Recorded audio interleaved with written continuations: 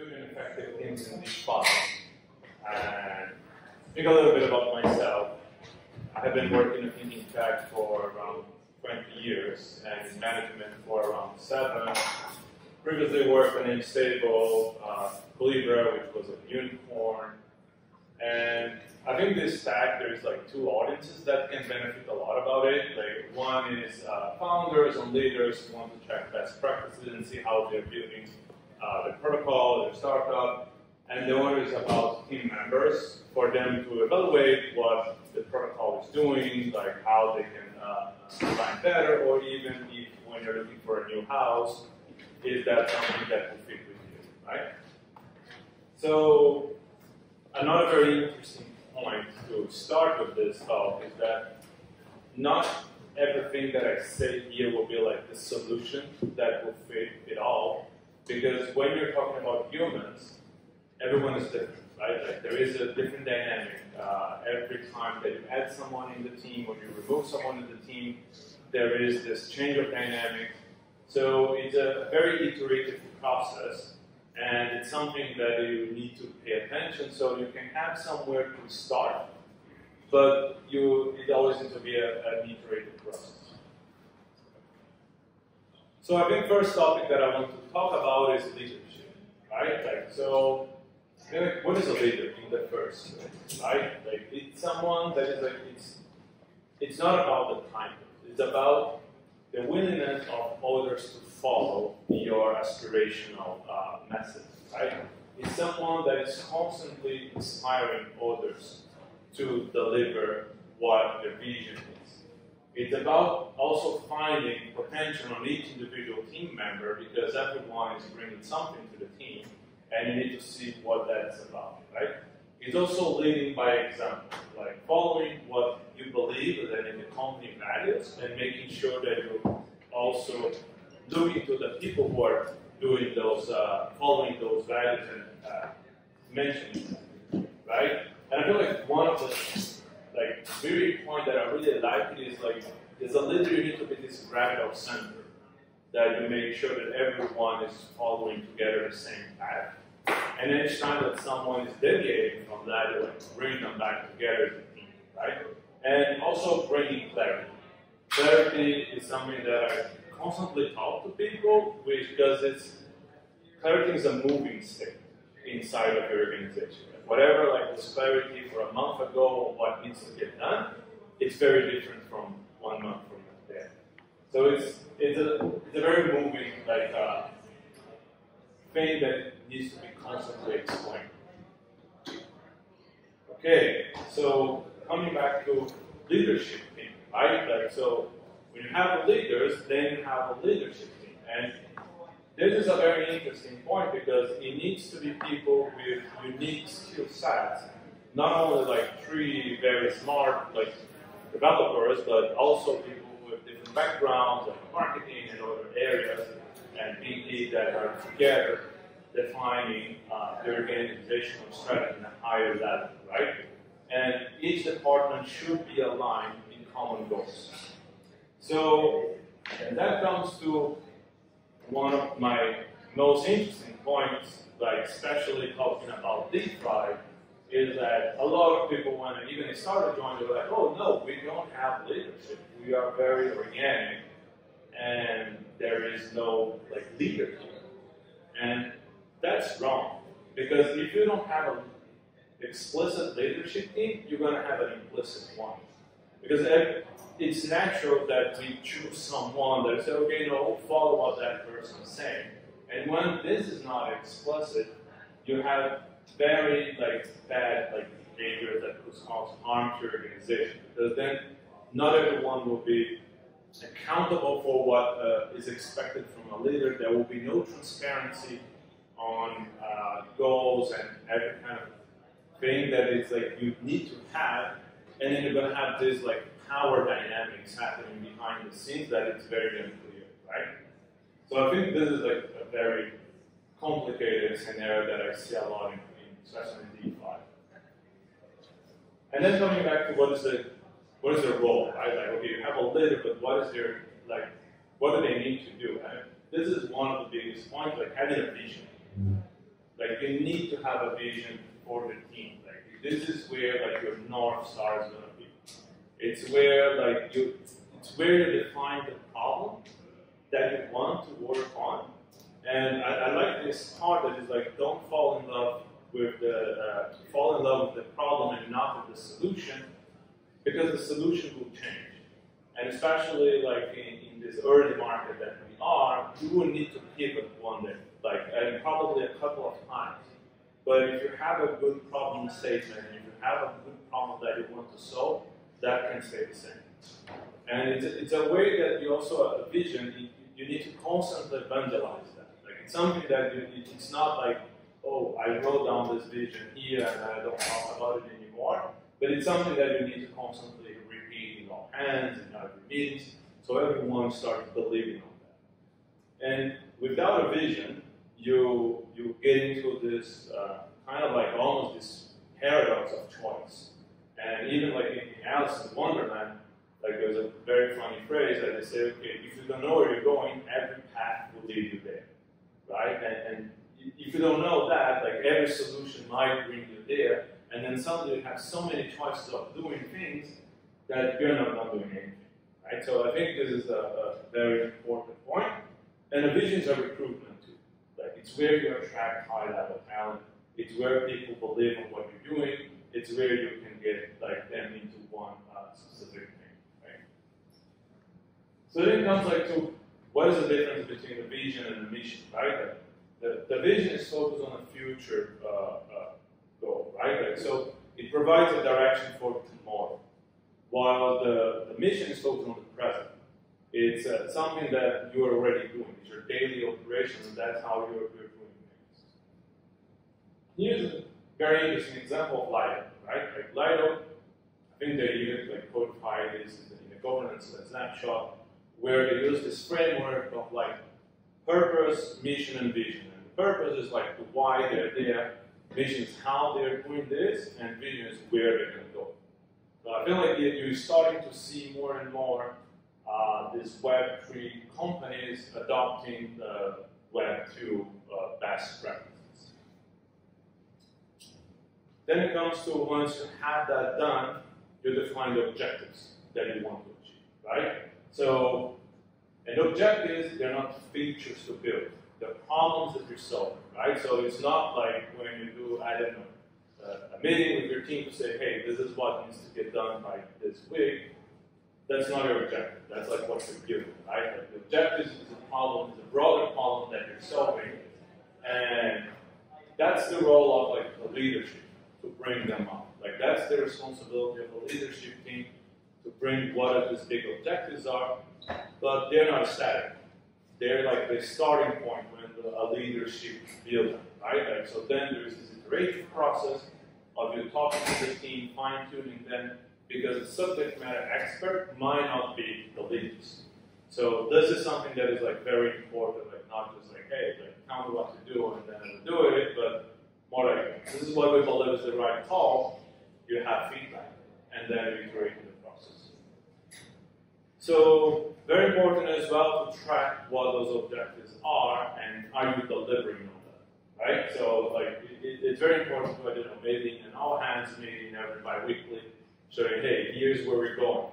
And I remember working on Calibra, where we had these objectives of, I don't know, 100 million ARR. Right? So every 2 weeks, here where we're going, here's how many deals we're closing. And it was like everyone in the company, like what I think like 800 people, knew what we were going to do, right? And so everyone was trying to play their part to deliver that objective. Coming to values and culture, right? And I think this is also very important. And constantly, I feel like people are not paying attention on this. But this is the, I don't know, the DNA on how you expect everyone to work with themselves, right? Like it's the principles that your team will work to help them deliver value to the users. There was one protocol that I worked that this helped so many times on us building a product because one of our values were positive sum.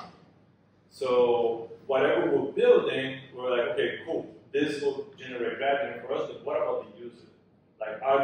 benefit from this too? Is it going to be a fair product? Like, is a win-win situation for everyone, right? So it's very important to help you, and it's also the way that you have like an understanding on the expectations on how you're gonna collaborate internal with like your teamwork, right? Like your members, how you're gonna take decision, and does it match with your own personal values? Because that's I think also very important. You don't want to work in an organization that asks you to do things that you don't want to, right? And this needs to remain unshakable. I think it's something that like this is going to be very important when the difficult times will come, because they come.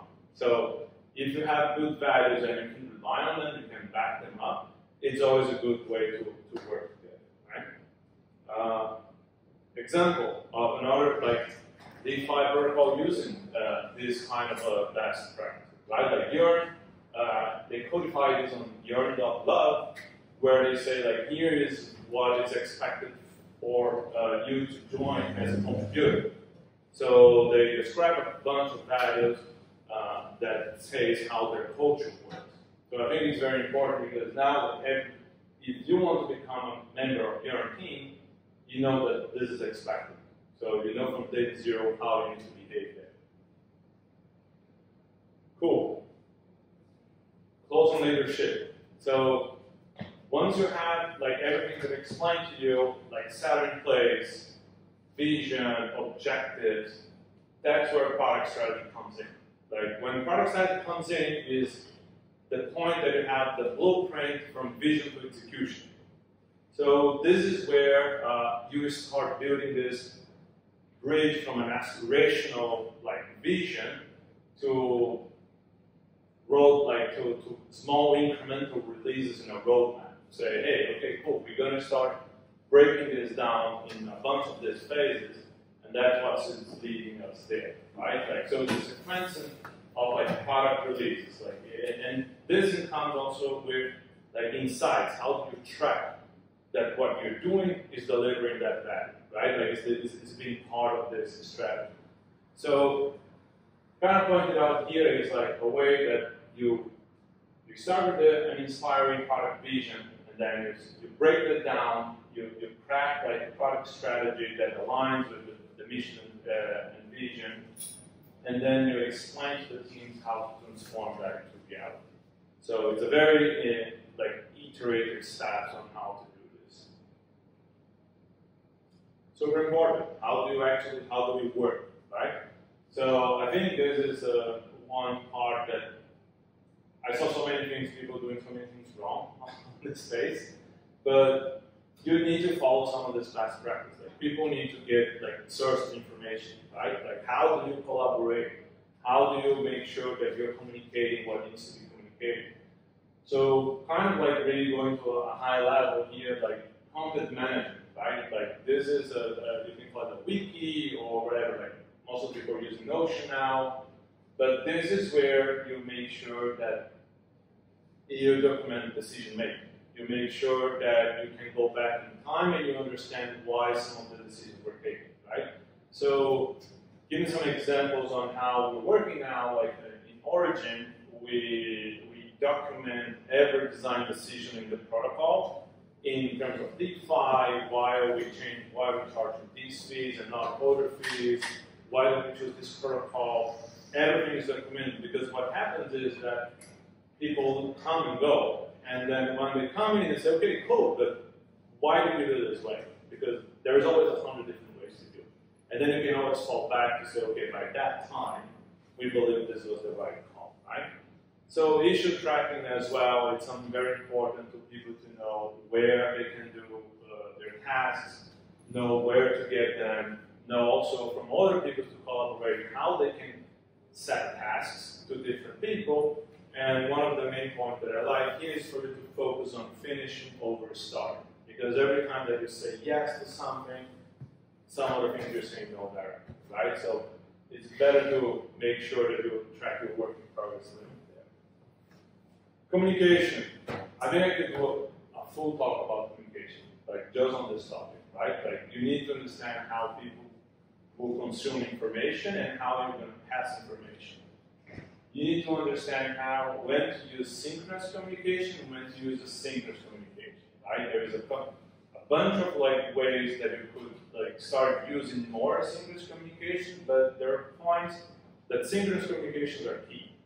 And even in terms of regular meetings, it's a way for you to, I don't know, in all hands, how do you send a constant message of repeating, right? Especially when we're talking about the vision, you always need to repeat what you're doing, right? It's not because you say it once that you don't need to say it again. And one point that I really like is that I have been implemented in every company that I've worked in the last 7 years is virtual water coolers.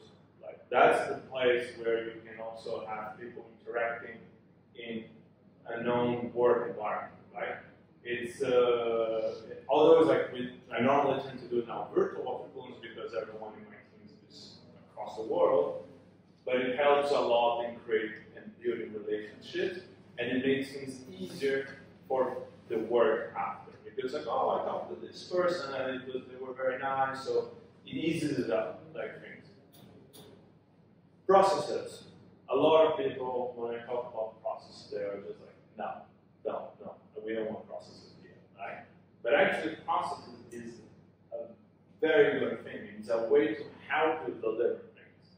And if the process is making it something a little bit more bureaucratic, it's a bad process. You should iterate it again, and you should do it something. And the process is there to help you deliver more things, and they're not there to stop you. Another very important thing that I think is when building, especially product teams and engineering, is splitting work between what is delivery and what is discovery.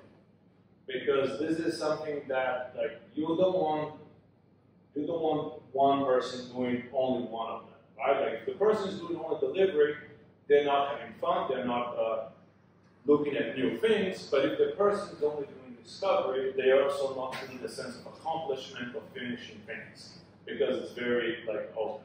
So I tend to have maybe a 70-30 or 80-20 rule to allow people even in sprints to say, okay, this time we're going to accumulate you for you to learn something new, or for you to think that it's we need to investigate a different protocol for you to learn how they work. And lastly, I'm going to talk about operational process, because it's sometimes overlooked. This is very important because you want to make sure that your team are focused on what they are good at and not trying to figure out how they can take vacation or how do they submit a reimbursement request or something like that, and they get lost and they need to talk to 800 people. It's better to have something in place to help everyone to do the right job. Team and staffing. This is also very important thing, and I will talk about roles here as well, right? But I feel when you talk about a team, one thing that I like the most is building trust, one-on-ones. Key tool for every kind of manager. You need to do it, no questions asked, and even do it with other people that are not between manager and team member relationship. It's always good to have those ones, right? And why do you do that? Normally, in a team member and manager, we would do it in a bi-weekly basis or weekly basis, depending on the person. It's a private conversation. It's a perfect moment for you to make sure the other person feels valuable to you and get connected and understand how do they work, what motivates them, and these kind of things, but also give valuable feedback, right?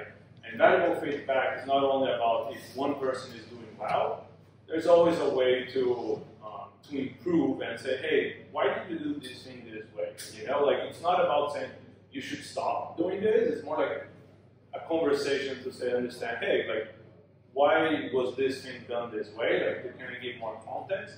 Things like that. And for a manager, it's also a perfect situation to evangelize the vision, the culture, and get feedback about that, right? Hiring. Hiring is also extremely important, right? Because this is this is the situation where you need to understand what you're hiring for. So you need to align with the team needs, like make sure that you understand what are you hiring for.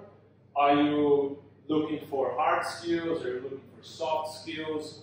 Like what does that look like, right? Like are you hiring for competence? Are you hiring for potential? And this is super important to pay attention as well on like, would this person become a toxic member in this team? Would it change the dynamics? Like how this whole thing would work? And look for diversity. Super important. Diversity is not like just like a little buzzword somewhere. It's important. Like it changes the dynamics of the team.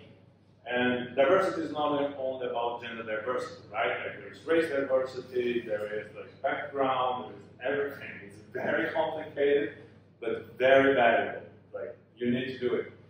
And lastly, on hiring is setting clear expectations on starting, like especially on the onboarding, right? Like day one, what's expected from you? After 1 week, what should you accomplish? After a month, what do I want to see you in the team, right? Because this is something like that not a lot of people see it, and they once you know it, what's expected, it gives you clarity on how you should behave. And yeah, forgot to mention mutual evaluation. When you're hiring someone and this person's on your process, not only you are evaluating them, but they are also evaluating you. So this is very good because if you are not responsive, your process looks clunky, the people in the team don't even know why they're interviewing this other person, it's already a lot of red flags. And when someone is interviewing, they're not interviewing only with you. They will be interviewing other people too. Talking about roles, right? Roles is something that is what I wanted to say with roles is that I put it here a couple of them, but it's not necessarily that because of there is one person playing one role, they will not do the other role too. So normally you would see in even like very, I don't know, small teams, you will see someone playing like 3 or 4 roles, right? But as soon as you start scaling, you start scaling on specialization. And then you start hiring people to like, okay, which role I'm gonna give up, and this person is gonna take from me, and I don't need to look at that anymore, right? So that's why you normally hire people. So first one that I want to talk about is engineering manager, right? Like this is like very interesting role. Like I feel like most of the founders in protocols, small protocols, are performing this role, where to someone who has like a micromanagement, overview, guidance, and looking to process ownership, right? Product manager, extremely important. That's the person who is going to tell you your backlog, business alignment, integration system, and very important as well is that the product manager and engineering manager, it's almost like a marriage, right? So that's the thing that's going to bring all the product team together. If it's broken, everything else breaks. So you need to pay attention on this. And I think just for you to understand how important it is, when I did a restructure in a company that I worked, that we had, I think the product and engineering team had 200 people. We were doing marriage agreements between engineering managers and product managers. I was like, okay, can we put this people together? Will they be happy together, right? So I think this is like not very well. What do you mean marriage agreement? Do you actually like have like something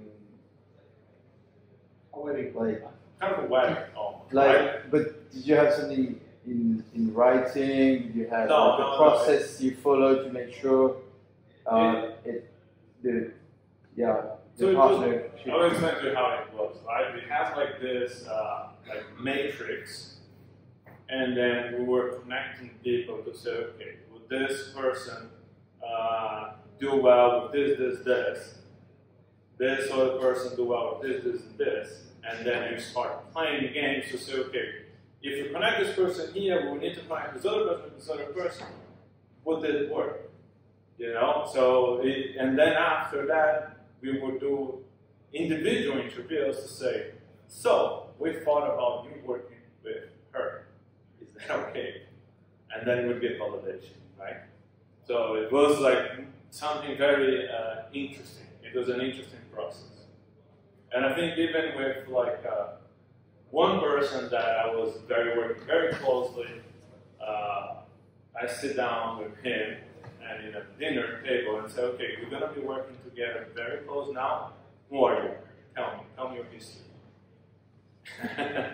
And it was fun, right? Like, because you will go through very hard times because you not only need to believe in the vision, like in these two roles, but you need to sell it down to everyone. And everyone needs to believe on that too. So if the whole thing is shaken, you cannot do it. So that's why I think it's very important.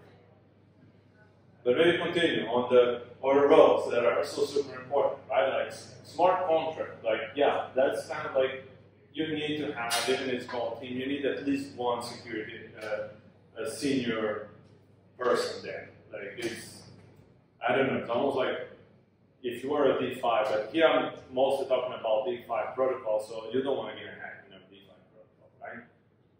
Front end, also very important, but one of the things that I think about, like in front end full stack, especially in DeFi, is that you need someone who understands the back end because they will need to be indexing data, right? So it's going to happen. The other point that I see more and more now, DeFi protocols having is this research and data analysis.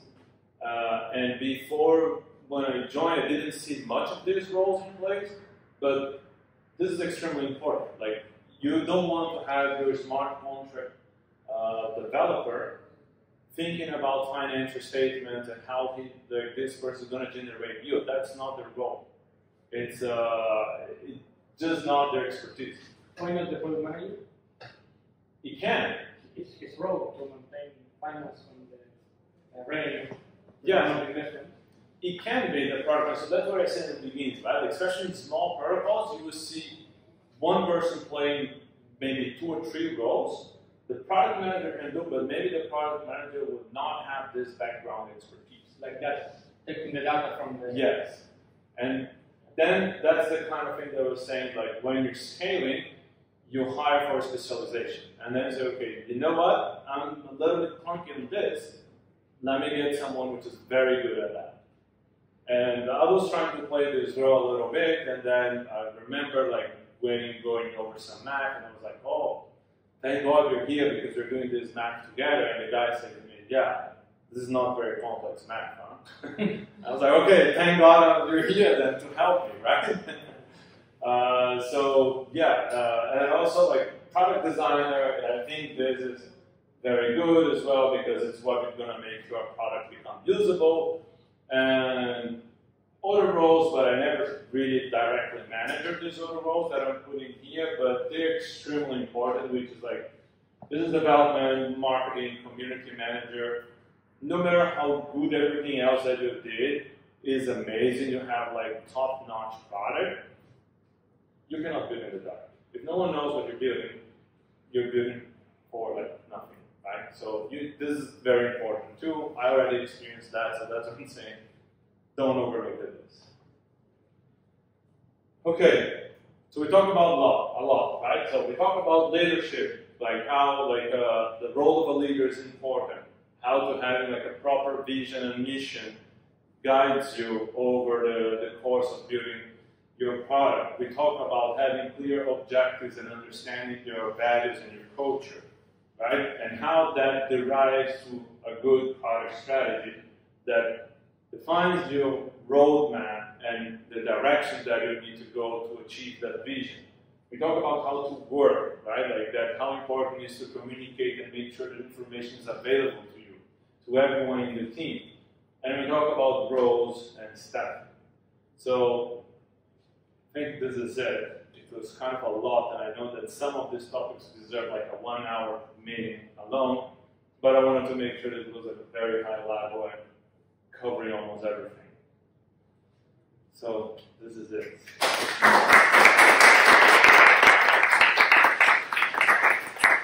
Questions?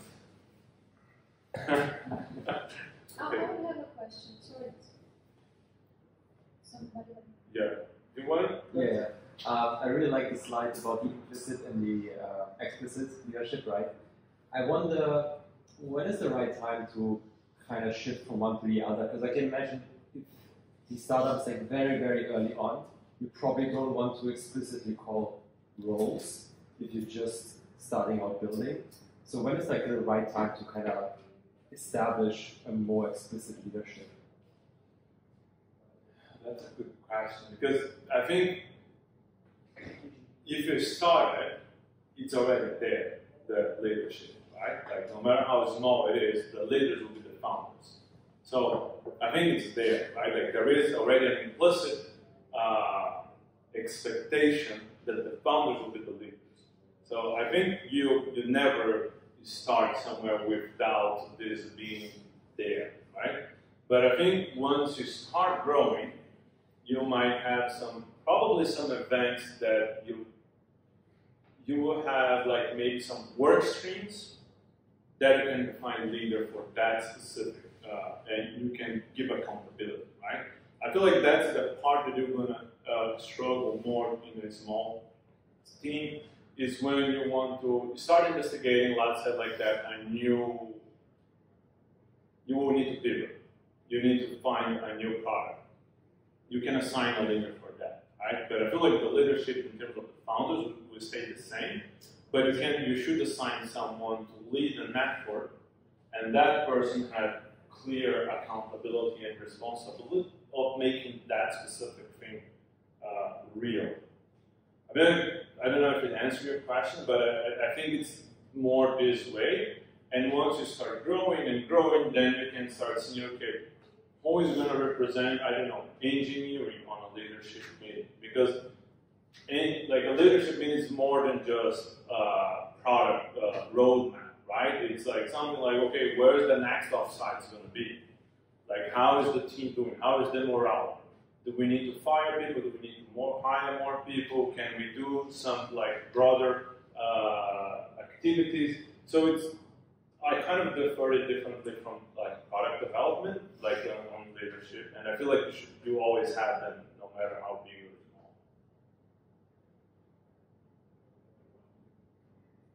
Yeah. How do you manage conflicts? Okay. How do you manage like, what? Sorry? Conflicts. How do you manage conflicts? You know, like founders, maybe hire a CEO, and like power struggles start to pop up. Okay, And strategies to manage that. Again, it's part of your culture also. Yes. It's very important.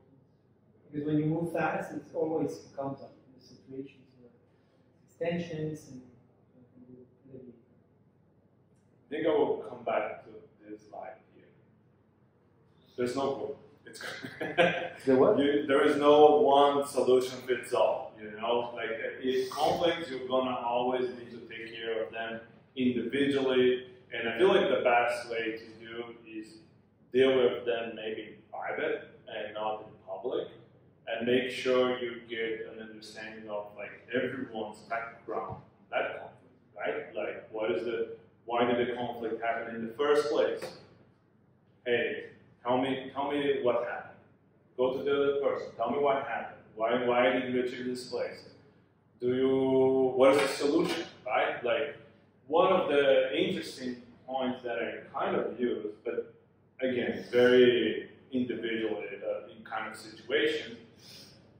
I was having a lot of conflict with one team, and then I started talking to everyone in the team, and the conflict seemed to be like more understanding each other. No one wanted harm to anyone, but it was on the way of talking, the way of expecting work. So we kind of like, after 6 months of working together in a team, we did some like, I forgot what the name, but it's kind of like these stats that tell your personality that they do at work, like which color do you leave, like things like that. And then I made the whole team do a presentation about themselves, who they are.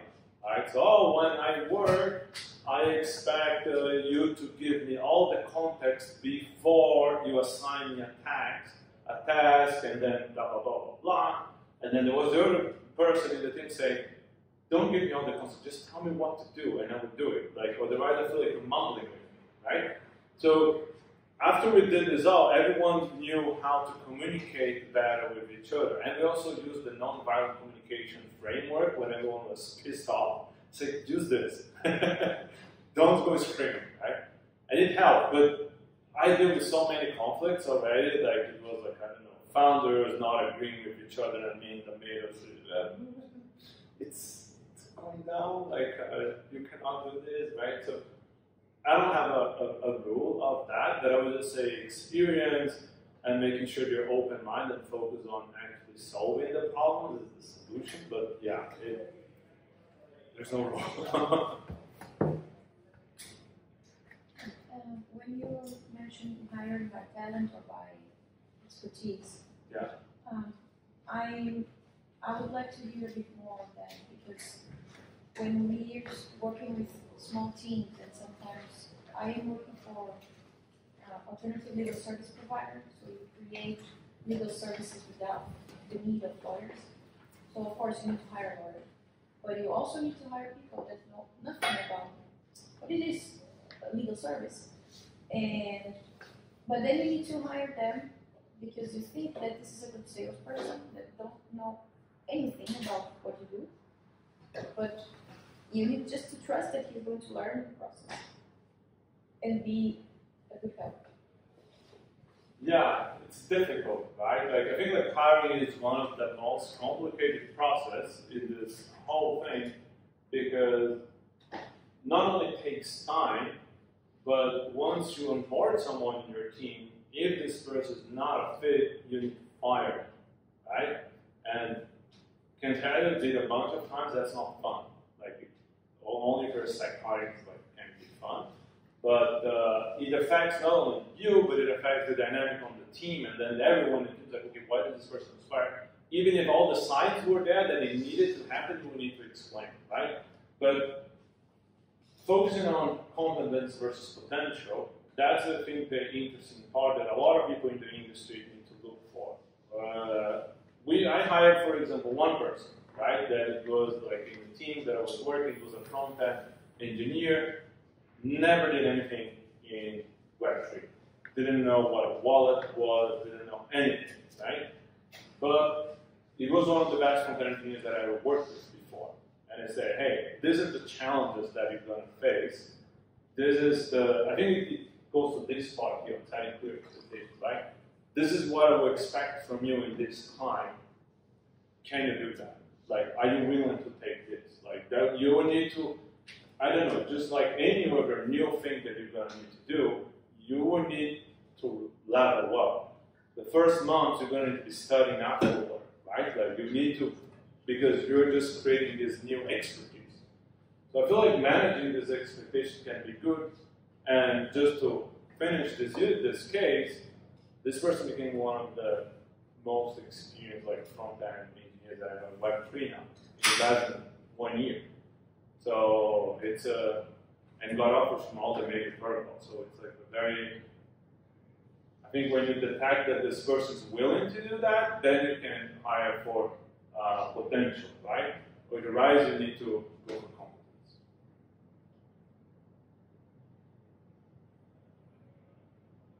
Any more questions? So like the slide on like the explicit or implicit leadership agreements. Yeah, it's interesting because what I saw often is there is an explicit or intended explicit leadership agreement that's most of the time not respected. I think it's something that I think more or less everywhere, just some places are much worse than others, and it becomes like a totally fake explicit leadership agreement, and everybody who's part of the company knows it because they've been there for a while, and when you come in, if you don't realize it quick enough, you can get into a lot of trouble. You remember what I was saying in the beginning of the talk? This is a very good thing for you to evaluate how your company or protocol is doing, and if it's a good house for you, right? if the whole thing on leadership is broken, it's probably going to be that. Like, it's just because that's the top, right? Like that's what it dispatches works down. So and I think it's even more important to see, okay, like not only paying attention to what the leadership team talks, but actually what they do. Because that can be very different. Like they might say, hey, no, we're here for this, and that, and it's amazing. Let's work on innovation, we're going to build this amazing cool thing. Behind the scenes, they're blocking everything, not allowing anyone to do, right? So it's like, okay, like, what is the deal here, right? Or just not giving time. Exactly. Never have time, never have time. I can talk to you for 5 minutes. Yeah. Yeah, full on gaslighting. Great. Yeah, and I feel like I love what you say, because one of the parts that I always say is that as a leader, you are as good as your worst people in the team. Like that's it. Like you cannot be better than anyone else. Like you're the same level as the worst person in your team. So if that person is not believing in you, then yeah, you have a big issue, right? Like you really need to work on this. In my experience, at least, I work in product. So, in different stages, you always, it's my opinion, you always have to be explicit, but you need to control when to give autonomy and control to the team, so they get responsible for the acts, and sometimes they need guidance. It always happens in the beginning of the projects, like you need to be more authoritarian to guide, and later you can give more space for people to develop. I think that's a way to manage everything. I think like I had like one point here exactly like on what you say, right? Like the objectives. Like as a leader, you will send you will give the objectives, but it's the first draft. You need to then iterate with your team, get your input, and fine tune them to see if it makes sense, because they are the persons who actually know better the product. And then delegate. Yeah. Exactly. And there is one book that is amazing that it talks exactly about that, which is called Empower It, which they said like how they were explaining how, for example, in Silicon Valley, like the companies were growing way faster because they had empowered teams. So they would just give the whole team the empowerment and accountability to deliver everything. And they would, and here, I don't know, like in other parts of the world, there was always this figure of, like, I don't know, manager controlling everything, right? Which is, it doesn't work. What? The first thing I thought about this talk was like, what's any different with Web3 team or DeFi team than Web2 team? Question, there's not that much. Yeah. There is the roles, how you do probably decentralization, but you need to make sure that, like, I think there's like a couple of things that are different, but it's more like the way that you work and how much more transparent you need to be, and how you create this accountability. So, for example, like I worked before in one company, like Calibra, we were like a data intelligence company. I just could not talk about the work there, right? Like we were only dealing with Fortune 500 company. We could not like even see the data of the customer and things like that. So there's a very different dynamic there. And then like now on Origin, we have like a very different value, which is like public by default. So our engineering channels are public. It was very different to start working there because like, okay, can I actually talk about this? Maybe this is a secret, like or not, but then like everyone's like, no, everything public. So all the engineering channels are public. If you go there, you can see people like talking how they're doing the strategies, what's the smart contract bugs they're looking into. Super different work, right? Like this is in terms of what you do the work. But the foundation, there's a lot of learnings that like it's not that different. Also, I think one of the big differences is that many DeFi protocols are just founded by devs without much of experience. So then you start having a lot of problems that would probably happen the same as well in Web2. But in Web2, they would never succeed probably, and they do in DeFi. Yeah, yeah. This is very true, right? Because I see a lot of like DeFi protocols out there, and there is like this, I don't know, 5 extremely smart people in the room, but they're all individual contributors. Nothing wrong with that, right? But it's just where they are good and where they exceed. But they need management. They need someone playing that role, no matter like what you want to call it or not. But I feel like a lot of these like young, super smart people that join DeFi, they have the vision of a manager being, I don't know, maybe their parents' boss. That probably was not what it is now in Web 2. And they don't have this real understanding of like the role of a manager and how that can be very helpful for them. So I feel like now more and more people are learning that it's a requirement. And you will be doing that if you don't hire someone, right? I have a comment and the comments that like for me, anytime I see like companies running culture sessions, that's how I know like this company is like this dead. You know? You have to talk about like maybe managing culture training session, but it's dead. The second point is like culture is very important, right? Especially in my Web3 community. It's like the team dynamic and the team culture resonates throughout the community. So how do you make sure that like that how do you bring culture to the organization?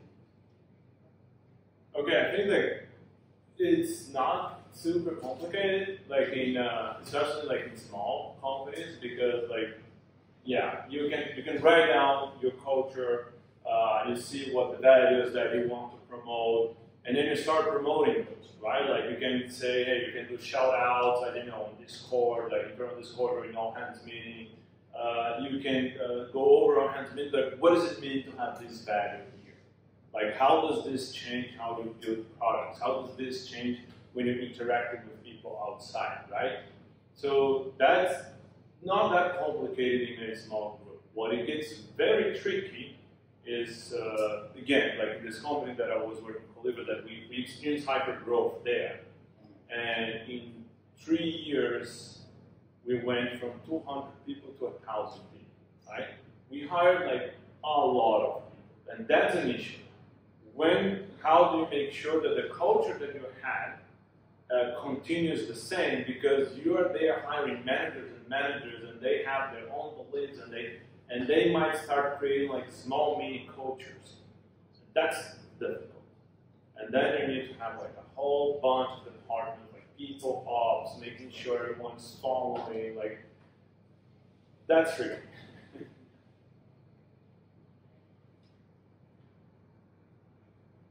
Any more questions? Comments? Right? Thank you.